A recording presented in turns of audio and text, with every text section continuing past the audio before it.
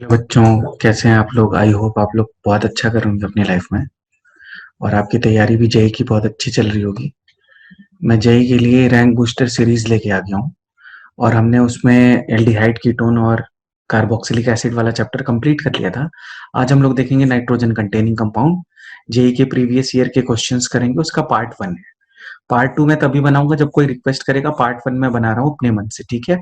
मेरा नाम है मुदित। हम आज की वीडियो शुरू करते हैं। देखो पहला क्वेश्चन क्या है। The compound which on reaction with HNO2 at low temperature produce an highly nitrous nitrosamine नाइट्रोसामीन है एक्चुअली में, ठीक है? तो इस क्वेश्चन को मैं सॉल्व करके दिखाता हूँ। जैसे मान लो, अगर तुम्हें पता हो कि अगर 1 डिग्री एमीन होता है एलिफेटिक, इसकी रिएक्शन अगर मैं HNO2 से करूं तो किसका फॉर्मेशन होता है? फॉर्मेशन होता है डाइएजोनियम सॉल्ट का। ये 1 डिग्री है और एलिफेटिक है, क्लियर लिख रहा हूं मैं, ठीक है? ये बहुत अनस्टेबल होता है, दिस इज अनस्टेबल। तो अगर ये अनस्टेबल होता है तो ये किस में ब्रेक हो जाएगा? R plus plus N2 gas release हो जाएगी प्लस Cl माइनस, और बाद में इससे किसका फॉर्मेशन हो जाएगा? एल्कोहल का फॉर्मेशन हो जाएगा। पर अगर 2 डिग्री हो, अब ध्यान से देखना है, R NH R reacts with HNO2। तो HNO2 में रिएक्टिंग स्पीशीज क्या होती है? N double bond O, positive charge. तो ये जब लोन पेयर इस पे अटैक करेगा तो ये बन जाएगा RNHR N double bond O, इस पे आ जाएगा पॉजिटिव चार्ज। ये वाला बॉन्ड यहां से ब्रेक हो जाएगा। तो 2 डिग्री के केस में मेरा क्या बनता है? 2 डिग्री के केस में मेरा बनता है नाइट्रोसामीन। नाइट्रोसामीन, ठीक है? तो ये देखो 1 डिग्री है, तो ये तो आंसर नहीं हो सकता। फिनिश। इथाइलएमीन भी 1 डिग्री, हटाओ। ट्राई इथाइलएमीन रिएक्शन ही नहीं होगी, फिनिश। तो किसका फॉर्मेशन होगा? फॉर्मेशन होगा, किसमें फॉर्मेशन होगा? सी ऑप्शन में, डाई इथाइलएमीन में। क्योंकि ये 2 डिग्री एमीन है, तो 2 डिग्री एमीन में किसका फॉर्मेशन होता है? N oily nitrosamine. तो इसको हम बोलते हैं ऑयली, मतलब येलो कलर का होगा, ऑयली होगा, और इसका नाम है नाइट्रोसामीन। इसका नाम क्या है? नाइट्रोसामीन। तो पहला क्वेश्चन इसी के साथ हमने फिनिश कर लिया। नेक्स्ट क्वेश्चन देखो, ये एक्चुअली में एसिडिक और बेसिक कैरेक्टर का क्वेश्चन है। तो एक्चुअली में क्या है, NH2 माइनस इज बेस, और यहाँ पे 2 मोल्स ही हैं, तो ज्यादा एसिडिक जो होगा वहीं से निकलेगा। तो COOH इज मोर एसिडिक, तो ये देखो यहाँ से रिमूव हुआ है। उसके बाद देखो ये फिनॉल है, ये भी फिनॉल है, बट यहाँ पे नाइट्रो ग्रुप अटैच है। तो नाइट्रो ग्रुप क्या करेगा? इलेक्ट्रॉन को अपनी ओर पुल करेगा।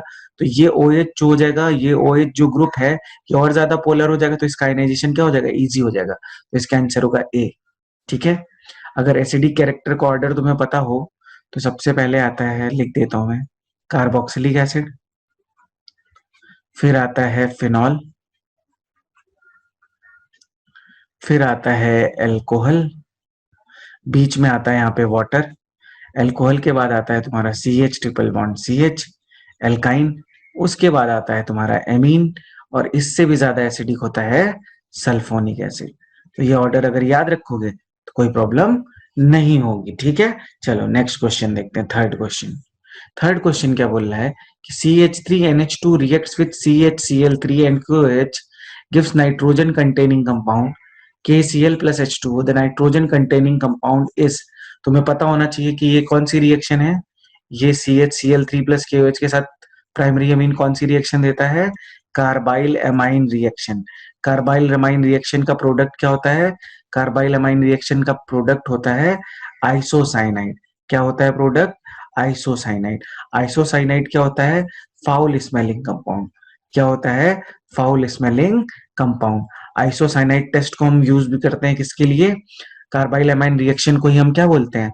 कार्बाइल एमाइन रिएक्शन बोलते हैं, या इसी को हम बोलते हैं आइसोसाइनाइड टेस्ट। किसके लिए टेस्ट होता है ये आइसोसाइनाइड टेस्ट?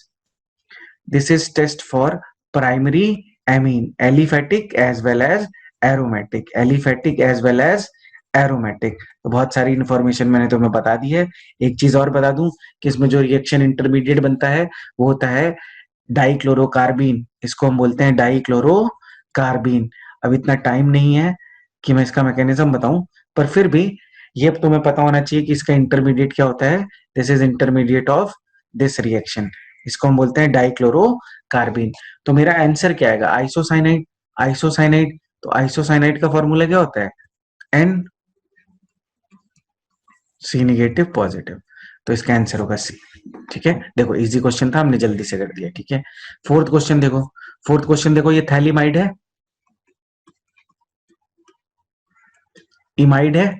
ठीक है, इसका जो हाइड्रोजन है एसिडिक है, तो सबसे पहले स्टेप में क्या होगा, यहाँ से एच हटेगा, इस पे निगेटिव चार्ज आएगा, और ये जो निगेटिव चार्ज है इस पोजीशन पे तो अटैक कर नहीं सकता, तो वो किस पोजीशन पे अटैक करेगा, ये इस पोजीशन पे अटैक करेगा। रुक जाओ मैं बताता हूँ, ये अटैक कर देगा इस पोजीशन पे, SN2 रिएक्शन दे देगा।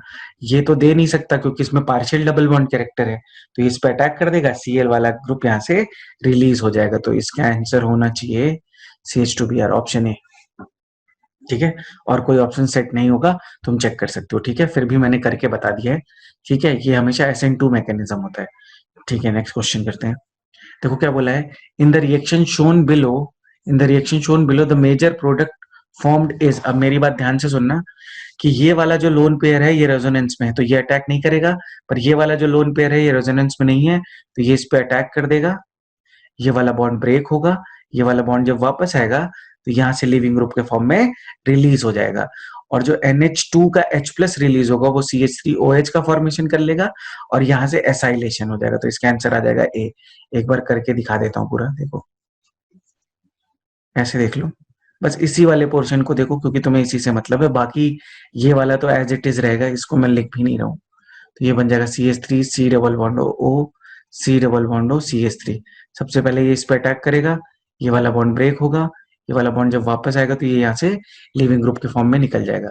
तो ये बनेगा, देखो ये बन जाएगा NH positive, C double bond O CH3 plus CH3COO minus. तो ऑब्वियस सी बात है, यहाँ से H प्लस रिलीज हो जाएगा और इसको मिल जाएगा, तो ये बन जाएगा NH C double bond O CH3 plus CH3COOH CH3COOH। और एक चीज याद रखना, ये जो बॉन्ड है ये एज इट इज रहेगा, तो इसमें कोई चेंज होने वाला नहीं है। तो फिफ्थ का आंसर होगा ए। आई होप यहाँ तक सबको सारी बातें समझ में आ रही है। नेक्स्ट क्वेश्चन करते हैं। हाँ देखो ये अच्छा क्वेश्चन है। सिक्स क्वेश्चन में सबसे पहले दिया है कि इसका एसाइलेशन करो, तो फर्स्ट स्टेप में क्या होगा, देखो फर्स्ट स्टेप में होगा वही सेम चीज है, NH2 का एसाइलेशन हो जाएगा। तो जो फर्स्ट तुम्हारा रिएजेंट है जब उसको यूज करोगे तो तुम्हारा क्या हो जाएगा, एसाइलेशन। तो ये बन जाएगा NH C double bond O CH3। ठीक है, उसके बाद जो KBrO3 दिया है तुम्हें, KBrO3 plus HBr gives Br2 plus KBr plus water. तो यहाँ पे मुझे किससे मतलब है, Br2 से मतलब है, ये इसका क्या कर देगा, ब्रोमिनेशन। और किस पोजीशन पे अटैच हो जाएगा, ये अटैच हो जाएगा तुम्हारा, this group is plus M, और ये मॉडरेटली एक्टिवेटिंग ग्रुप होता है। मॉडरेटली एक्टिवेटिंग ग्रुप होता है, इसको किस पोजीशन पे भेज देगा, पैरा पोजीशन पे। यहां तक मेरे ख्याल से सबको बात समझ में आ गई होगी। अब मैं इसको रब कर रहा हूँ, इसके आगे का स्टेप बताता हूँ। ठीक है,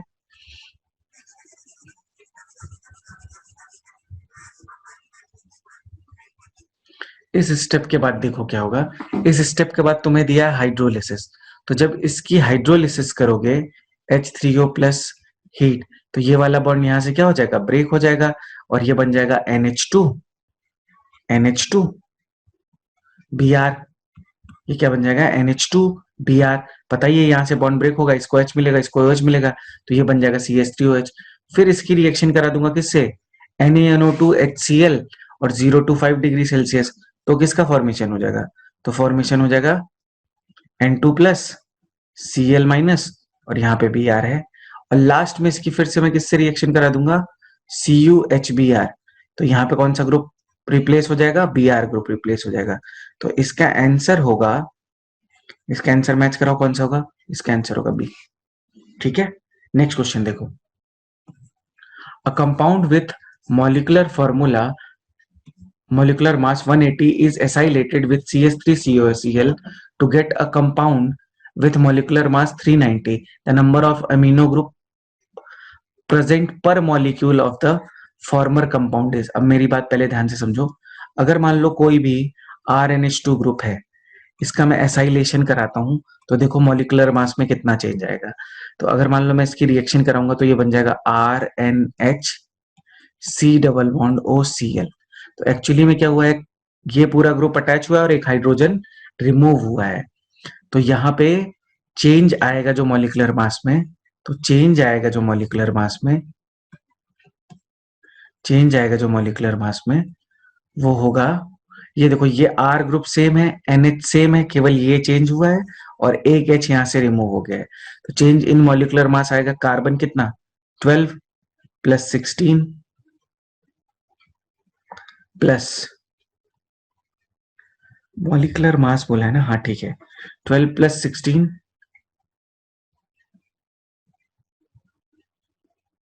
प्लस 35.5